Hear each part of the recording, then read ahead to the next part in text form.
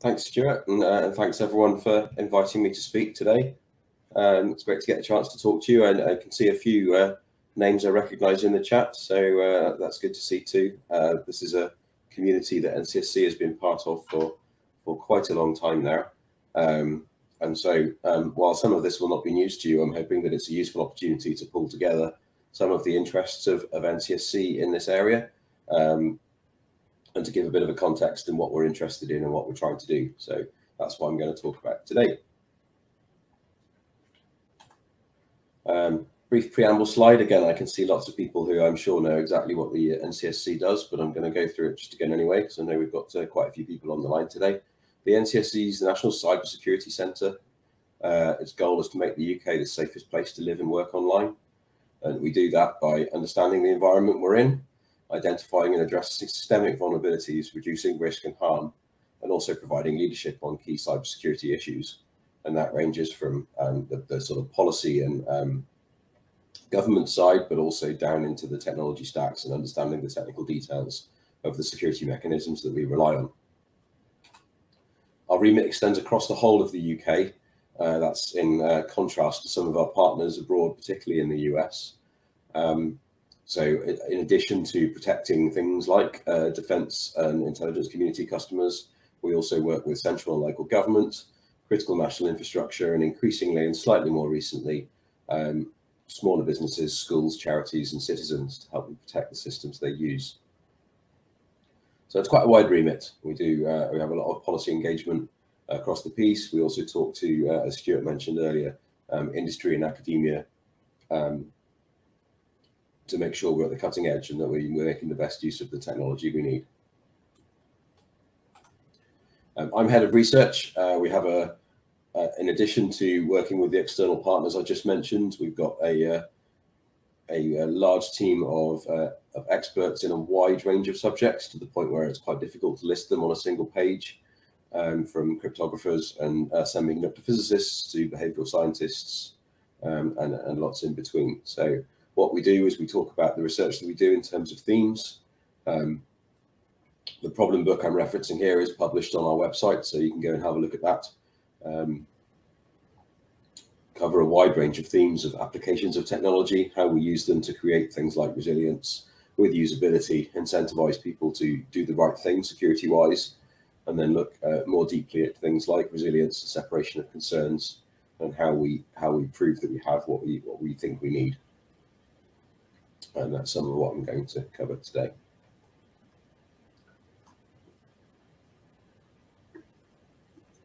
I want to call out a set of our academic partnerships in particular. This isn't the sum total of it, but these are some key partners for us. Our 4 research institutes that we jointly run with EPSRC. I won't list them, but I suspect this audience is very well aware of the second one, Rivets, Verified Trustworthy Software Systems. A lot of research coming out of that and through that is relevant to this field, and if you're not aware of it, I commend it to you. And again, it's got a website with a lot of useful information about the work that's going on there. The last one there, the Alan Turing Institute, is not run by NCSC, but we contribute to it, looking at data science and AI, and the contribution that can make to cybersecurity.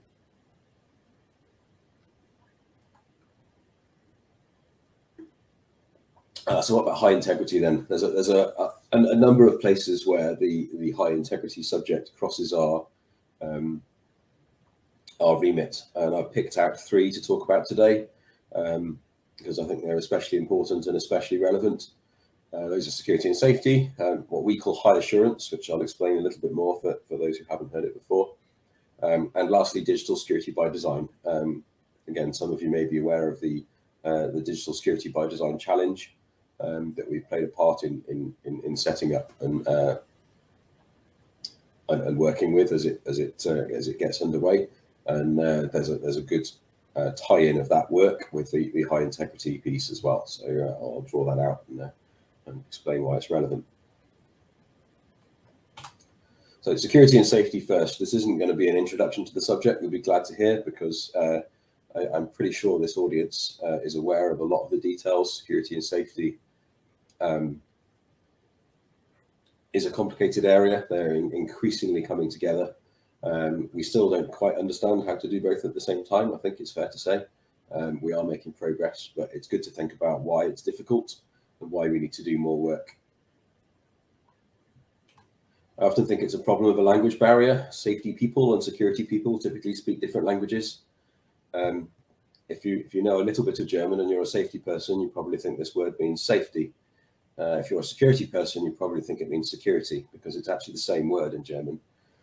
And that kind of struck me when I looked at this as suggesting that it's quite difficult for two communities to talk to each other when they have different sets of jargon that can overlap in non-useful ways. So a big part of this project for us is to help people understand each other's language and help people talk to each other, in particular across the technical communities, but increasingly also to convince the business side of any operation of the value of doing safety and security properly. Lots of regulations already exist, particularly around safety. So adding more on security that are different isn't necessarily helpful. We've got to figure out how to make those things work together and to emphasize why it's a good thing for a business to get it right. And the argument to convince a business person, as many of you will be well aware, is not always the same as the argument to convince the technical person. And understanding the difference is definitely an art. Security is not an end in and of itself. This is a securing tool. We have a piece of connected network equipment. It's actually relatively easy to make it very secure by disconnecting it from everything, more or less forcibly. Here's one way of doing that. It's not particularly clever, and it doesn't help the device do its job, certainly at the time you finished securing it or even afterwards. So this is it's kind of emphasizing the point that just securing everything doesn't always work, because usually you have a job to do and you need to be able to operate in order to do that job. So there's something about understanding different viewpoints and doing security in order to enable safety or to enable resilience or whatever you want to achieve, rather than just to secure a device in and of itself. I want to put a quick plug in for the recent conference we hosted on this subject up near our new Manchester office on safety and security with our academic centres of excellence community. Again, I see some names in the chat, people who were there. So it's great to see that this community exists and that they're all joined up. And we had a great job of putting together security people and safety people in a real in-person event, which was a departure for several of us in recent times, but a very successful opportunity for those communities to talk to each other and to begin to think about how we improve at working with each other and why that's difficult and what we can do about it. I also want to put in a plug for a guidance document we've jointly developed with the IET, published on their website, about the technical principles involved in safety and security. That's free to download, and we're getting ready to start work on updating to the next version, but the guidance that's already there is extremely useful and relevant, and I commend it to you.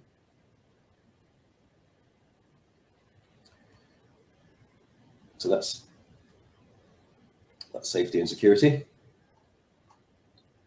High assurance. Again, this is a very traditional area of operation for us as an organization. In fact, our predecessor, CESG, would have said it was its main function, looking at the kinds of security devices that protect our most sensitive information and our most sensitive networks, designing them very, very carefully to be resilient against fault and attacks. A very unusual requirement set, certainly at the time. Often simply protecting data traveling from point A to point B, possibly originally a phone line. A very rigorous process of manual testing and inspection. Products get made and deployed for a very long time, and in fact, quite a lot of our design requirements for these devices were and have been classified for a very long time. So it's a pretty limited set of people that can get involved in building these things.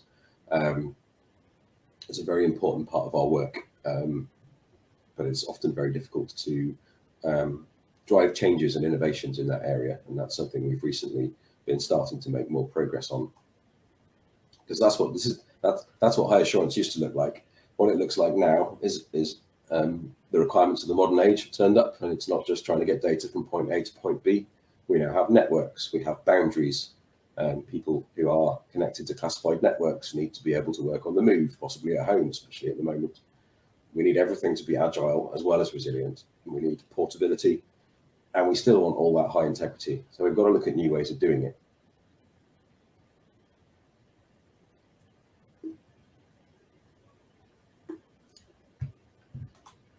So one of the things we've started doing is releasing more of our design requirements onto the internet. So this is a grab from our website. You can search for it using your favorite search engine. We've declassified a lot of the design guidance for our high assurance products so that more people can see them and more people can think about how they follow them. The principles are described in a reasonable amount of detail on here, but just for summary's sake, there are 6. These are the ones they are. The first 2 relate to the amount of effort that an individual supplier needs to go into to assure us that it's able to provide a trusted supply chain, and that they're able to provide evidence for the development security that they have. The second 4 are a lot more about the technical work that's done. How well can we back up a scientific claim of a particular resilience against a particular attack or failure mode? What does resilient operation actually look like? And how are we able to determine what state these products are in?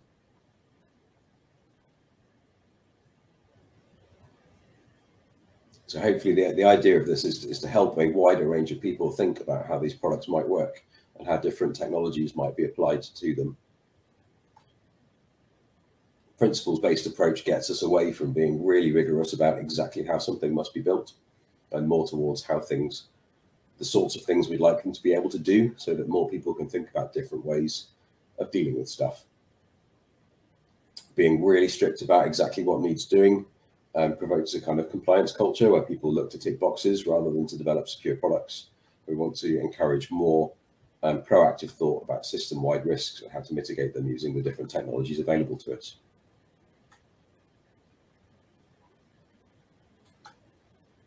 Back to my mallet again. We're also trying to change the game between just providing a certificate saying that a product is now assured and everything's fine, versus we've had a great big look at it, and these are the things we think that the product defends against. These are the things we think are residual risks that still need to be dealt with. And the mallet here is meant to signify that however hard you code your software, a physical product is still not necessarily resilient to certain types of destructive attack. And code quality is not going to protect you in this particular instance, whatever you do.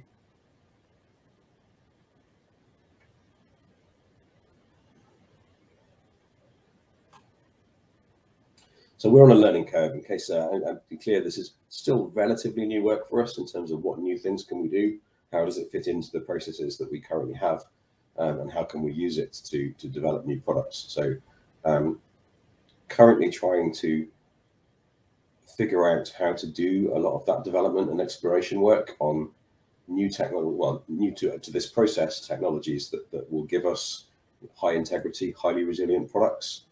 And this community, I'm sure, can think of a range of applications for high integrity products where technology exists that we ought to be trying to reuse to understand why it works or why it doesn't, and where the gaps are between other high resilience applications and the kinds of things we want for critical security stuff.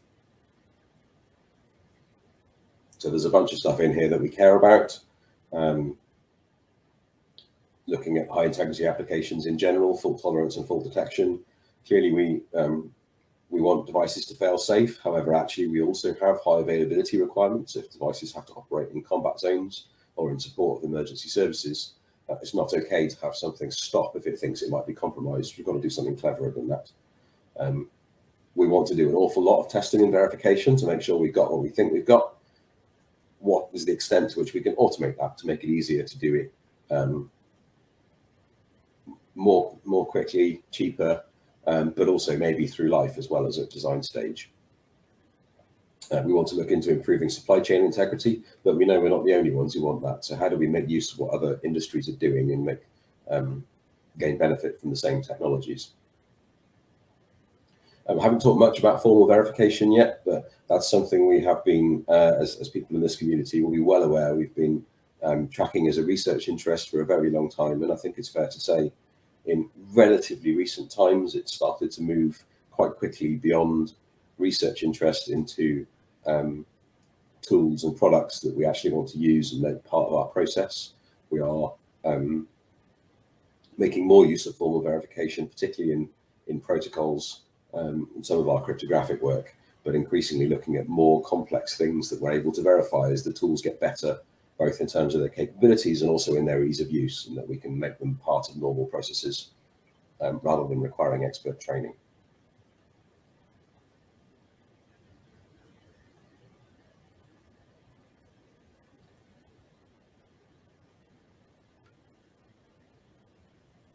So we're just starting to figure out how to do this. There's a bunch of technical ideas in there. The next step for us is to figure out how to implement some of those and to work with different suppliers to move those ideas into real things. It's not easy. There's a lot of interesting issues around how IP is used, and how we take products and produce them in a trusted supply chain, how we're still able to deploy some of these things, and where it makes sense to use the new technologies and where the risks are still not quite justified to try brand new approaches. Innovation is hard in a very high integrity environment, as I'm sure you're very aware.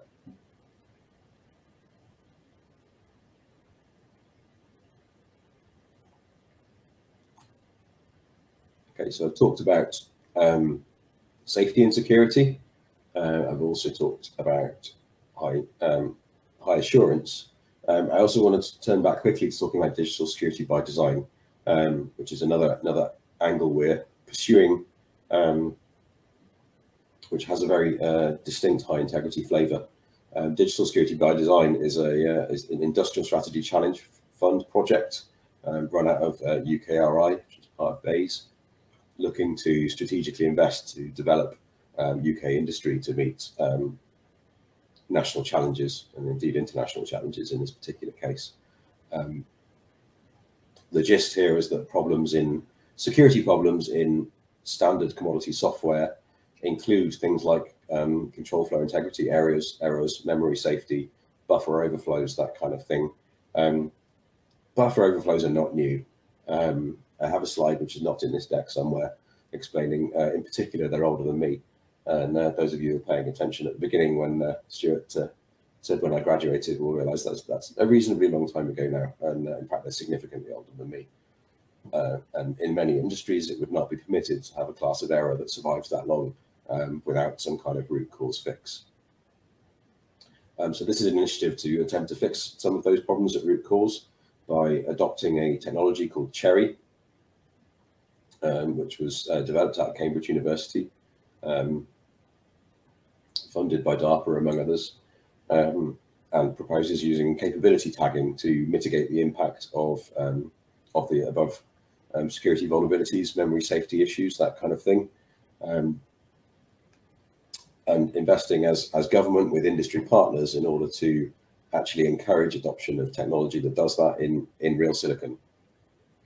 That will allow us to not only produce more applications, but also over time minimize the impact of long-standing classes of software vulnerability on a wide range of devices. So this is about fixing those problems at root cause. The high integrity angle is that, as well as the design of Cherry being engineered into real products, the design is coupled in parallel with a verification effort. And so the stack of Cherry is itself formally verified, which gives us the opportunity to gain the benefits of verification through more of the technology stack that we're using.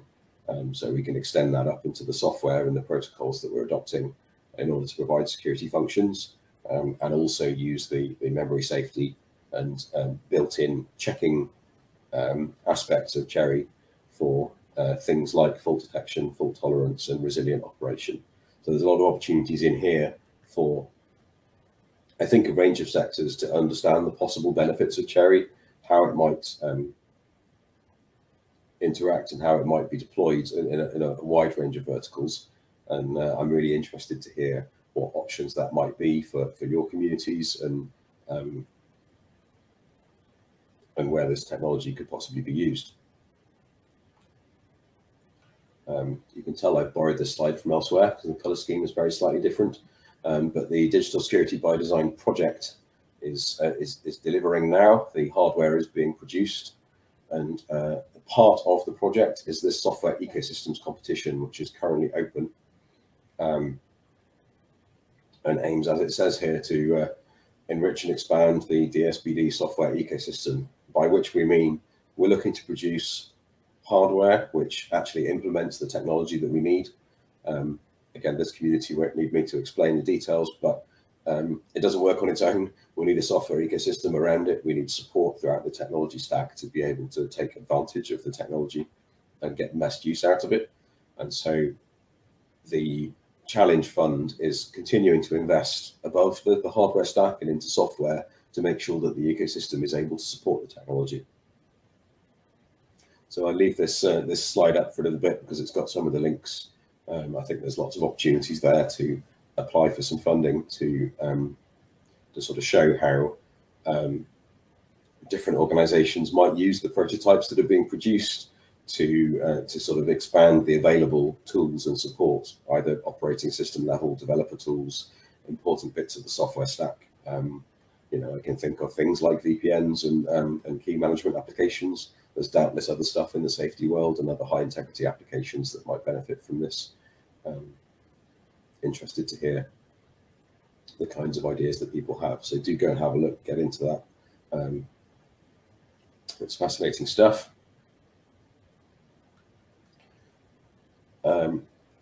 Right, now I've run through my slides a little bit too quickly. The any questions was meant to be a slide to encourage questions, even though it might look like the opposite from the picture.